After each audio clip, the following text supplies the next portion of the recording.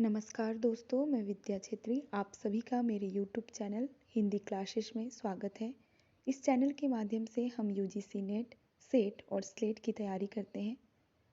अगर आप इस चैनल में नए हैं तो चैनल को सब्सक्राइब कर लें और वीडियो पसंद आए तो लाइक और शेयर भी कर दीजिएगा। सब्सक्राइब करने के बाद बेल आइकन को दबाना मत भूलिए, जिससे आपको आने वाली वीडियोज़ की नोटिफिकेशन मिलती रहेगी।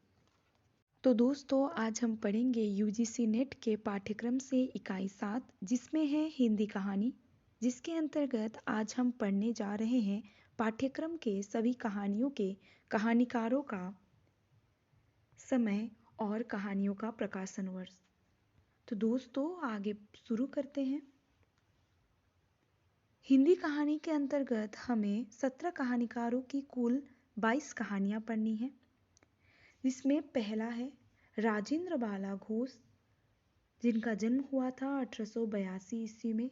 उनकी कहानी है चंद्रदेव से मेरी बातें, जो 1904 ईस्वी को प्रकाशित हुई थी, और दुलाई वाली 1907 ईस्वी को सरस्वती पत्रिका में प्रकाशित हुई थी। आगे हैं माधवराव सप्रे, जिनका जन्म हुआ था 1871 ईस्वी में और मृत्यु हुई थी 1926 ईस्वी में।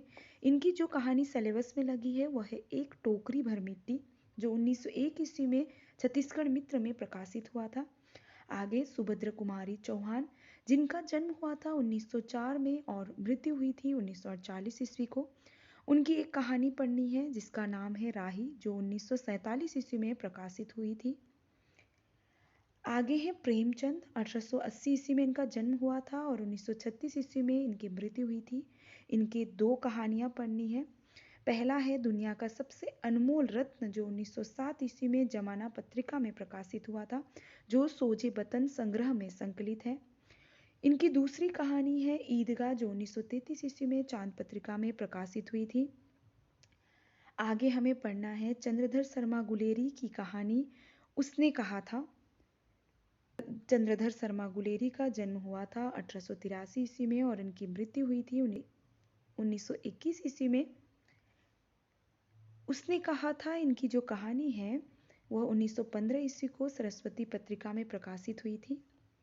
तो आगे बढ़ते हैं। अगले कहानीकार हैं जयशंकर प्रसाद, जिनका जन्म हुआ था 1889 ईस्वी को और मृत्यु हुई थी 1937 ईस्वी को। इनकी जो कहानी सिलेबस में लगी है वह है आकाशदीप, जो 1929 ईस्वी में प्रकाशित हुई थी। और आगे है फणीश्वर नाथ रेणु, जिनका जन्म 1921 ईस्वी में हुआ था और मृत्यु 1977 ईस्वी में। इनकी जो कहानी सिलेबस में लगी है वह है तीसरी कसम, जो 1956 ईस्वी में प्रकाशित हुई थी, जो ठुमरी कहानी संग्रह में संकलित है। और दूसरी कहानी है लाल पान की बेगम, जो 1958 ईस्वी में प्रकाशित हुई थी।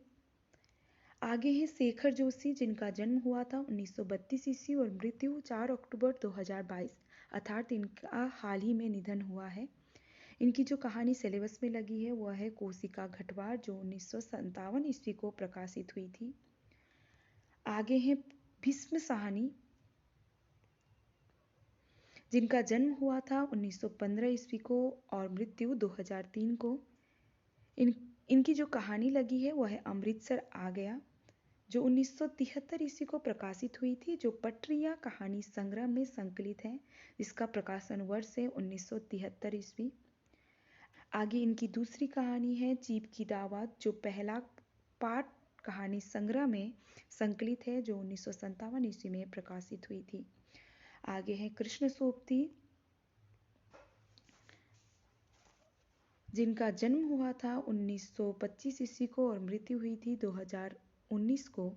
इनकी जो कहानी पढ़नी है वह है सिक्का बदल गया, जो 1948 ईस्वी में प्रतीक पत्रिका में प्रकाशित हुआ था।